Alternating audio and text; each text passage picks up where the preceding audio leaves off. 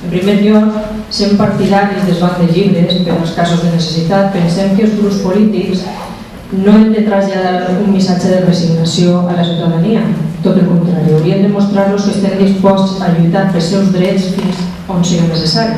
I entre els seus drets es troba l'ensenyament, que a més és obligatori i hauria de ser gratuït. Possiblement el monollibre no fora la resposta perquè posa el mateix nivell d'ajudes a tots, siga quina siga la seva situació econòmica.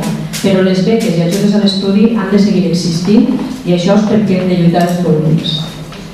Els AMPEs, que no les APEs, senyor Signes, fan unes tasques encomiables i en alguns centres ja funciona l'intercanvi de materials i altres porten, i això ho sé en carn pròpia, porten alguns anys plantejant-se la millor manera d'organitzar-ho perquè no resulta senzill.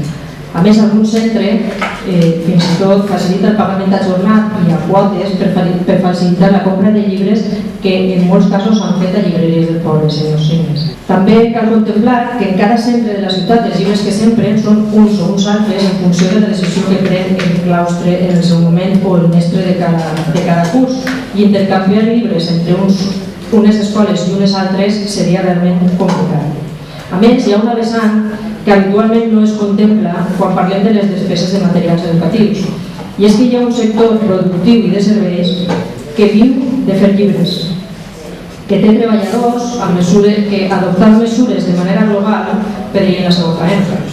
No obstant això, no vull dir que els editors no puguen fer res per facilitar l'adquisició de llibres, que sí que poden, però per exemple una altra bona mesura seria, ja que per facilitar el transport dels llibres de casa al centre i de centre a casa s'editen materials trimestrals, se vengueren de manera trimestral i no tots en setembre. O per exemple que els plans lectors que recomanen els mestres, en lloc de vendre's tots al setembre, es vengueren també de manera trimestral. No té sentit que un xiquet tingui al setembre un llibre que llegirà en el mes de maig. Però aquestes postures és la conselleria la que s'ha de sentar a acostar-les, i s'ha de sentar en els representants de l'educació, en els representants de l'AMPES, en els editors i en els llibreters i distribuïdors. Però per a millorar aquestes coses cal voluntat i compromís en l'educació i la cultura.